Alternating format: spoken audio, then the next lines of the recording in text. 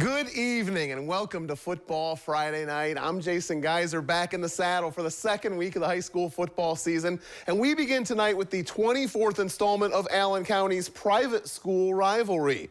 Lima Central Catholic leads the all-time series over St. John's by a 15-7-1 count. Both the T-Birds and the Blue Jays hit the turf at Spartan Stadium, fresh off week one victories over crosstown rivals. Second quarter, Clay Podubny tries the middle of the line, no room to run, so he breaks for the outside and brings the ball right to us. That's a better highlight anyway. The 22-yard touchdown has St. John's on the board, now trailing 14-7, but LCC has the immediate answer. It's Carson Parker, the 6'2", 207-pound junior QB on the keeper. Parker totes it 35 yards down to the 6-yard line, and one play later, he caps the drive, picking his way up the middle, reaching out to break the plane. LCC quickly pushes their lead back to 2 touchdowns. St. John's doesn't just roll over. Backup quarterback Grant Alm got the start in place of an injured Nolan Schwinnen, and the junior sniffs out the goal line, but the Blue Jays are within 21-13 at that point. However, the T-Birds can run the rock as well, and it isn't just Parker. Here, Gabe Sierra has a big hole to run through. He takes it 28 yards across midfield. The Thunderbirds go down and tack on a Michael Tefflinger field goal before halftime hits. LCC wins this one 54-27. Another Allen County showdown plays out tonight at Perry's Bob Lee Stadium. The Commodores square off against their neighbors from Allen East. The Mustangs have won 10 of 11 in the series. They get out to a fast start tonight. Jacob Hirschberger hits Keaton Lehman in the end zone to cap the game's opening drive. It's quickly 6-0 Stangs, and then Perry's first possession ends in a hurry. Caden Hedrick snares the interception. That sets Allen East up in Perry territory, and they cash in again. Hirschberger, this time dropping it off to Jack Hole, who carries it home from 5 yards out. The road team jumps out to a quick 14-0 advantage. The Perry offense begins to settle in. Aiden Simpson slings it to Kamari Glenn on the slant. The sophomore picks up a dozen yards in the first down, but on a third down, Simpson has no one to pass it to, and Lehman gets to him for the sack. Mustangs win big, 64-0. If the early theme of the show is all Allen County showdowns, then we have one more for you. We now welcome in Tony Quach with highlights from the opening night of Western Buckeye League play. Thanks, Jason. The in-town rivals clash tonight at Shawnee Stadium. Both the Bath Wildcats and Shawnee Indians look to get back into the win column for the first time this season. It was a low-scoring affair between the two in their last meeting, with Shawnee edging out Bath by 1 touchdown. We'll pick things up in the second half. Shawnee up 10-zip. Dom Lynch flips it to Jordan Banks, and Banks takes it down the line for a 40-yard rush. Shawnee bumps their lead up to 17-0. On the ensuing kickoff, Bath on the receiving end, Skylar Lehman with the catch. He prepares to take it downfield, but Shawnee showing some defense and forcing the fumble. Drew Iso with the recovery. Bath will block a field goal to get the ball back. But Joey Spiker stops this Wildcat right in his track for a loss. The road team turns it over on downs.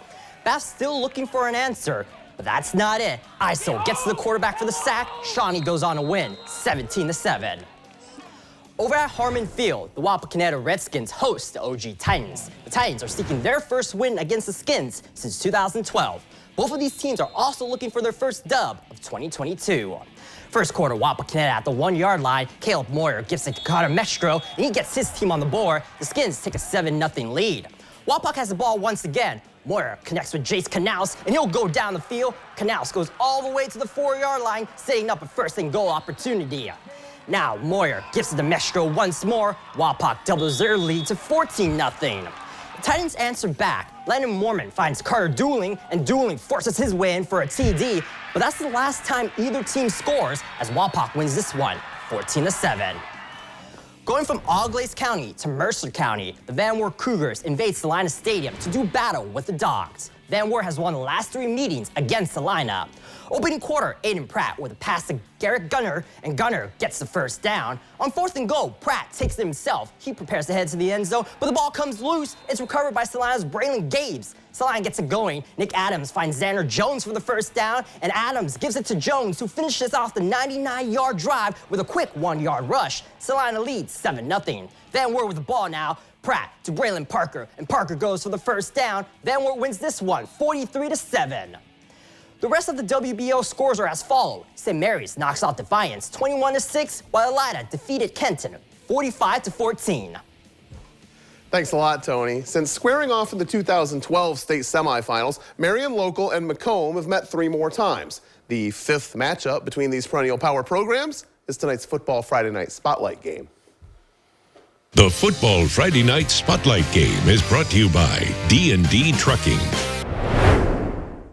The Flyers have won all 4 of the previous games in this series, including a 10-0 victory in Macomb last fall, yet another season that ended with a Marion Local State Championship. Third quarter, the Flyers take to the air. Tate Hess unloads a deep ball. Drew Lousy hauls it in. He takes this all the way down to the 1-yard line, and you know Marion Local's going to punch it in from there. Darren Meyer does the honors. That starts the running clock, putting the home team up 35-zip. Macomb just trying to get something, anything going. Here, Andrew Swisher strings it out wide and picks up 8 yards before being leveled by a host of Flyers. The Panthers can't find the end zone, though, and Marion does once again in the fourth quarter. Ryan Holman hits Victor Holscher to round out the scoring. Marion Local wins 42-0.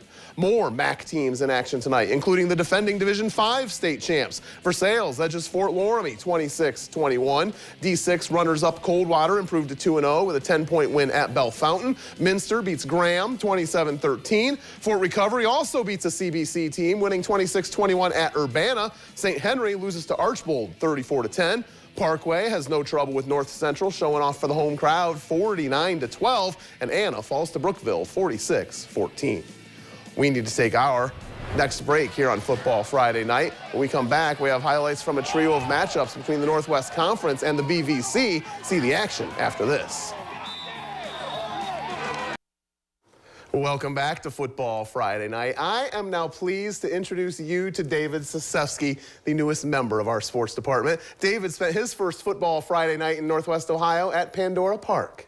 Thanks, Jason. Happy to be here and to continue the tradition. Now, speaking of tradition, how about a rivalry that started over 100 years ago? Bluffton versus Pandora Galboa. After 54 years, that rivalry was rekindled 2 seasons ago, with the series tied now at 1 apiece.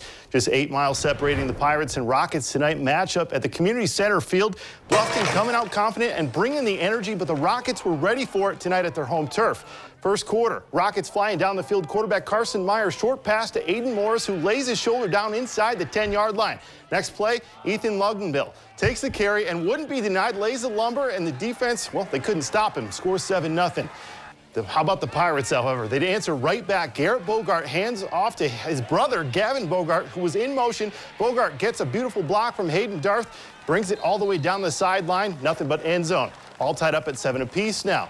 The hometown Rockets would then take over. Luganville makes it 2 scores already in the first half, 14-7 PG, and they weren't done. Late second quarter, under a minute, under the lights, Luganville says 2 scores is nice, but I'll take another. Again, laying down the pads and bruising the defenders on his way to another score. Rockets win this one 42-7. David, thank you. Good to have you on board. There's another NWC versus BVC showdown at Liberty Benton. It's Columbus Grove making the short trek up Route 12. Both teams bring 1-0 records into the season's second week. Opening quarter, Bulldogs with their first possession. Brenton Renner flushed from the pocket, but he's able to escape. He fires downfield, but Anderson Roberts is there waiting. LB takes over with an early turnover. However, Grove can play some defense as well. On the ensuing possession, Cameron Garlock on the run, and Lawson Mag chases him down for the sack. Just 3 points on the board after 1 quarter. In the second, though, Liberty Benton's threatening, and Mason Mod cashes in. LB wins at home, 24-13. Liberty Benton will open VVC play in Arlington next Friday. This week sees those Red Devils also tangle with a team from the Northwest Conference. They're at Ada. First quarter, the Red Devils are looking to pass, but Ada's Amos brothers have other plans. Dalton Amos and Lester Amos meet at the quarterback and share the sack, but Arlington does march down the field and cap the drive. Caden Russell scores from a yard out. The Devils grab an 8-0 lead on the road. Then in the second quarter, they're back down deep, and this time Jared Griggs keeps it from the QB position. It's 15-0, and when the Bulldogs take a penalty on the PAT, Lucas Fenstermaker tacks 2 on the board instead. Arlington wins 38-20.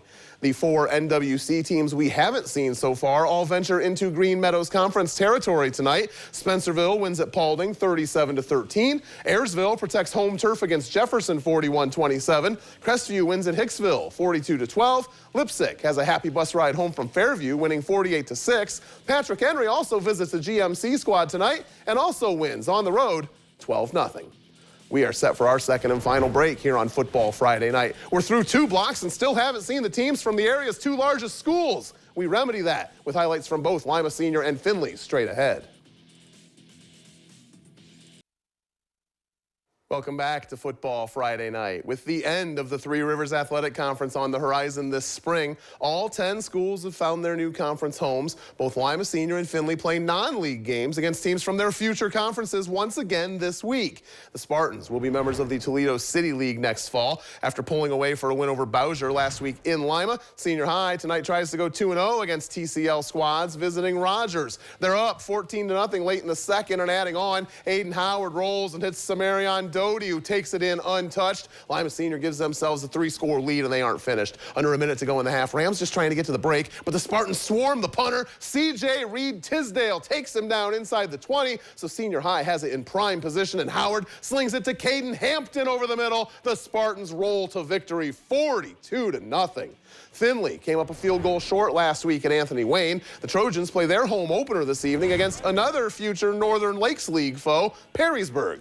Findlay digs themselves a deep hole in this one, but right before the half, Ryan Montgomery feels the pressure, takes off. The sophomore sensation weaves his way through the Yellow Jacket defense, 20 yards to pay dirt. The Trojans pull within 35-14 at the half, but this game is all P-Berg and all Connor Wallenczak. The Yellow Jacket senior scores 5 times tonight. Findlay falls 49-21. The Trojans complete their non-conference tour of the NLL next week at Bowling Green.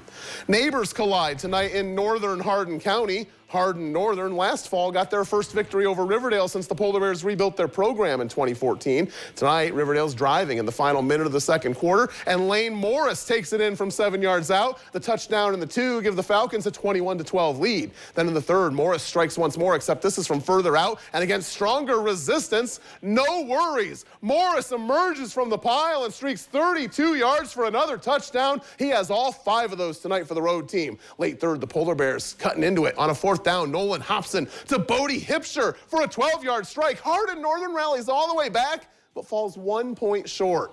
Riverdale wins 35-34. There are a couple more BVC versus NWCC matchups tonight. Defending Northwest Central champ USV beats Corey Rawson 53-7, and Waynesfield Goshen shuts out Arcadia 41-0. Meanwhile, Van Buren loses at Otsego 48-7. Indian Lake comes home from Fairbanks with a 28-7 setback. Ben Logan ends up 1 point short at West Liberty Salem. Ridgemont gets blanked at South Charleston Southeastern, and it is the same fate for Riverside at Northeastern. That's how we wrap up week 2 here on Football Friday Night. Thank you for watching, and thanks to everyone here who helps us put the show on the air. We will see you right back here next week. Good night and have a great weekend.